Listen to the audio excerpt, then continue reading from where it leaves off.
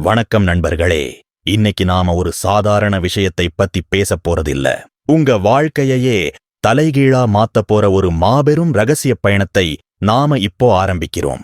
நாம எல்லாரும் காலையில எந்திரிச்சதுல இருந்து ராத்திரி தூங்குற வரைக்கும் எதையோ தேடி ஓடிக்கிட்டு இருக்கோம். அது என்னன்னு யோசிச்சு பார்த்திருக்கீங்களா?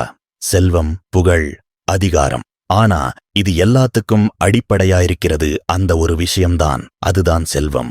ஆனா ஏன் இங்க நிறைய பேர் எவ்வளவு உழைச்சாலும் இன்னும் அதே இடத்துல இருக்கிறாங்க? ஏன் ஒரு சில பேர் மட்டும் ரொம்ப எளிதா கோடீஸ்வரன் ஆகுறாங்க? இதப்பத்தி சுமார் 2300 வருஷங்களுக்கு முன்னாடியே ஆச்சார்யா சாணக்கியர் ரொம்ப தெளிவா சொல்லியிருக்கிறாரு.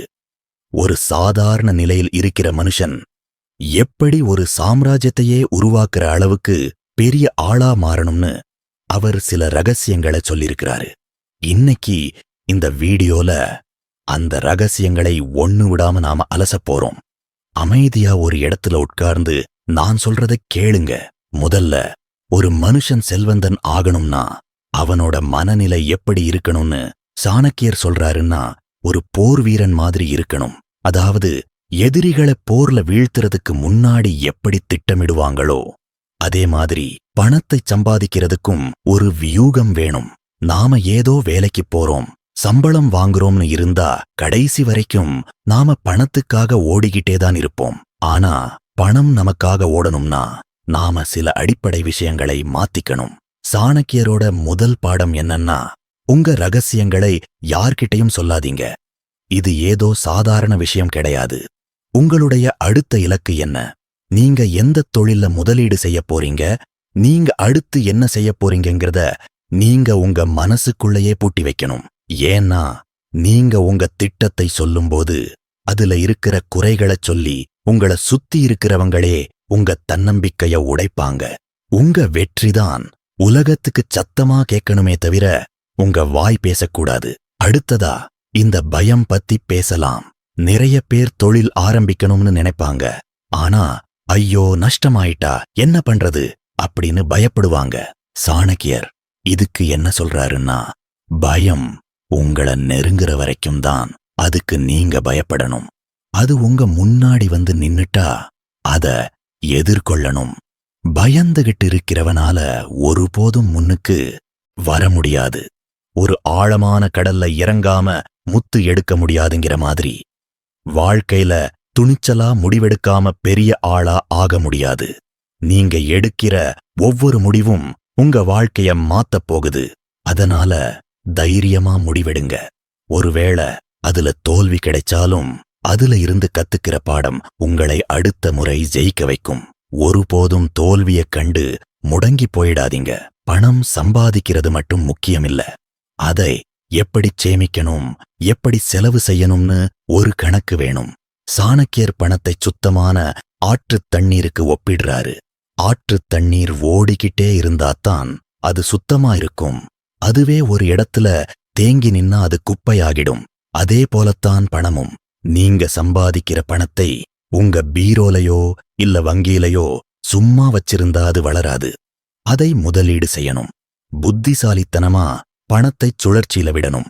ஆனா அதே சமயம் தேவையில்லாத செலவுகளை செய்யக்கூடாது. இன்னைக்கு இருக்கிற ஒரு பெரிய பிரச்சனை என்னன்னா, மத்தவங்களுக்காக வாழுறது. மத்தவன் முன்னாடி பெருமையா காட்டிக்கிறதுக்காக தேவையில்லாத பொருட்களை வாங்கிறதுதான் வறுமைக்கு முதல் காரணம். உங்ககிட்ட எவ்வளவு பணம் இருந்தாலும் ஒரு எளிமையான மனுஷனைப் போல வாழப் பழகுங்க. அப்பதான் உங்க செல்வம் பெருகும். பணத்தை சம்பாதிக்கத் தெரிஞ்சதை விட அதை தக்க வைக்கத் தெரிஞ்சவன்தான் உண்மையான செல்வந்தன். உங்களை சுத்தி இருக்கிற மனிதர்களை கவனிங்க. இது ரொம்ப ரொம்ப முக்கியம். சாணக்கியர் சொல்றாரு, ஒரு மனுஷனோட குணமும் அவனோட வளர்ச்சியும் அவன் கூட இருக்கிற 5 பேரை பொறுத்துதான் அமையும். உங்க கூட இருக்கிறவங்க எப்பவும் எதிர்மறையா பேசிக்கிட்டு சோம்பேறியா இருந்தா நீங்களும் அவங்களாவே மாறிடுவீங்க. ஆனா உங்களை விட புத்திசாலியானவங்க, ஏற்கனவே வாழ்க்கையில ஜெயிச்சவங்க கூட நட்பு வச்சிருந்தீங்கன்னா அவங்களோட அனுபவம் உங்களுக்கு பாடமா அமையும். ஒரு சிங்கத்தோட கூட இருக்கிற நரிக்கு வேட்டையாடத் தெரியாது. ஆனா சிங்கம் கூட இருந்தா அதுக்கும் அந்த தைரியம் வரும். அதனால உங்க தொடர்புகளைச் சரியா அமைச்சுக்கோங்க. அதுதான் உங்களோட உண்மையான சொத்து. அடுத்ததா காலம். காலம்ங்கிறது யாருக்காகவும் காத்திருக்காது. சாணக்கியர் என்ன சொல்றாருன்னா, நேரத்தை வீணடிக்கிறவன் தன் வாழ்க்கையையே வீணடிக்கிறான். ஒவ்வொரு நிமிஷமும் உங்களுக்கு ஒரு வாய்ப்புதான். நாளைக்கு செஞ்சுக்கலான்னு தள்ளி போடுற குணம் இருக்கிறவங்க கிட்ட செல்வம் தங்கவே மாட்டாங்க. ஒரு வேலையை ஆரம்பிக்கிறதுக்கு முன்னாடி 3 கேள்விகள் கேட்கணும். நாம ஏன் இதைச் செய்றோம்? இதோட முடிவு என்னவா இருக்கும்? இதுல நாம ஜெயிப்போமா? இந்த 3க்கும் உங்களுக்கு தெளிவான பதில் தெரிஞ்சா அந்த வேலையை இப்போவே ஆரம்பிங்க. காலத்தை மதிக்கிறவனைத்தான் காலம் உயர்த்தும். அறிவுதான் உலகத்துல மிகப்பெரிய ஆயுதம். ஒரு இடத்துக்கு போனா அங்க இருக்கிற நல்ல விஷயங்களை கத்துக்கோங்க. உங்க தொழில்ல வர்ற புது புது மாற்றங்களை தெரிஞ்சுக்கோங்க. நீங்க படிச்சு முடிச்சிட்டோம்னு என்னைக்கு நினைக்கிறீங்களோ அன்னைக்கே உங்க வளர்ச்சி நின்றுடும். ஒரு புத்திசாலி மனுஷன் எப்பவும் ஒரு மாணவனாவே இருப்பான். அறிவை பெருக்கிக்கிட்டே இருங்க. உங்ககிட்ட இருக்கிற பணத்தை யாராவது திருடிடலாம். ஆனா உங்க அறிவை யாராலையும் திருட முடியாது. அந்த அறிவுதான் நீங்க மொத்தமா எல்லாத்தையும் இழந்தாலும் மறுடியும் உங்களை ஒரு கோடீஸ்வரனா மாத்தும். இன்னொரு முக்கியமான விஷயம் ஒழுக்கம். ஒரு மனுஷன்கிட்ட எவ்வளவு திறமை இருந்தாலும் ஒழுக்கம் இல்லைன்னா அவன் நிலைக்க முடியாது. காலையில சீக்கிரம் எந்திரிக்கிறது, சரியான நேரத்துக்கு சாப்பிடுறது, உங்க வேலைய நீங்களே செய்யறது, இது எல்லாமே ஒரு ஒழுக்கம்தான். இந்த கட்டுக்கோப்புதான் உங்களை மத்தவங்க கிட்ட இருந்து வேறுபடுத்தி காட்டும். இப்போ செல்வத்தை பத்தி இன்னும் கொஞ்சம் ஆழமா பேசுவோம். சாணக்கியர் என்ன சொல்றாருன்னா, ஒரு மனுஷன்தான் சம்பாதிக்கிற பணத்தை 3 பங்கா பிரிக்கணும். ஒரு பங்கு தன்னோட தொழிலை வளர்க்கிறதுக்கும், ஒரு பங்கு தன்னோட குடும்பத் தேவைக்கும், இன்னொரு பங்கு எதிர்காலத்துல வரப்போற கஷ்டமான காலத்துக்காகவும் வச்சுக்கணும். இந்த திட்டமிடல் யார்கிட்ட இருக்கோ அவங்க எப்பவுமே கஷ்டப்பட மாட்டாங்க. நாம என்ன பண்றோம்? வர்ற பணத்தை எல்லாம் செலவு பண்ணிட்டு அப்புறம் கஷ்டம் வரும்போது கடன் வாங்குறோம். கடன் வாங்குறதுங்கிறது ஒரு மனுஷனோட சுதந்திரத்தை விக்கிற மாதிரி. ஒரு செல்வந்தன் ஆகணும்னா முதல்ல கடனை தவிர்க்கணும். அப்படியே கடன் வாங்கினாலும் அது உங்க தொழிலை வளர்க்கிறதுக்காக மட்டும்தான் இருக்கணுமே தவிர உங்க ஆடம்பரத்துக்காக இருக்கக்கூடாது. சாணக்கியர் சொல்ற இன்னொரு முக்கியமான ரகசியம் என்னன்னா, தகுதி இல்லாதவங்களுக்கு உதவி செய்யக்கூடாது. இது கொஞ்சம் கசப்பா இருக்கலாம். ஆனா யோசிச்சு பாருங்க, ஒரு பாம்புக்கு பால் ஊத்தினா அது விஷமாத்தான் மாறும். அதே போல உங்க உழைப்பச் சுரண்டவங்களுக்கும், சோம்பேறியா இருந்துட்டு உங்க பணத்துல வாழ நினைக்கிறவங்களுக்கும் நீங்க உதவி செஞ்சா அது உங்களையும் அழிக்கும், அவங்களையும் வளரவிடாது. தகுதியானவங்களுக்குச் செய்யற உதவிதான் உங்களுக்கு புண்ணியத்தை தரும். அதே போல உங்க பேச்சில எப்போவும் ஒரு கண்ணியம் இருக்கணும். வார்த்தைகளை தப்பா பயன்படுத்தக்கூடாது. நீங்க ஒரு தொழிலதிபர்னா உங்களைச் சுத்தி இருக்கிற பணியாளர்களை அன்பாலையும் அதிகாரத்தாலையும் சரியா மேய்க்கத் தெரியணும். அவங்க உங்களுக்கு விசுவாசமா இருந்தாதான் உங்க தொழில் வளரும். நாம எல்லாரும் பெரிய இடத்துக்கு போகணும்னு ஆசைப்படுறோம். ஆனா அதுக்கு தேவையான தியாகங்களை செய்ய தயங்குறோம். சாணக்கியர் சொல்றாரு, ஒரு செடி மரமா வளரணும்னா அது வெயில்ல காய்ஞ்சுதான் ஆகணும். அதே போல நீங்க ஒரு பெரிய செல்வந்தன் ஆகணும்னா உங்க தூக்கத்தை தியாகம் பண்ணணும். உங்க பொழுதுபோக்குகளை குறைச்சுக்கணும். உங்க கவனத்தை சிதற விடக்கூடாது.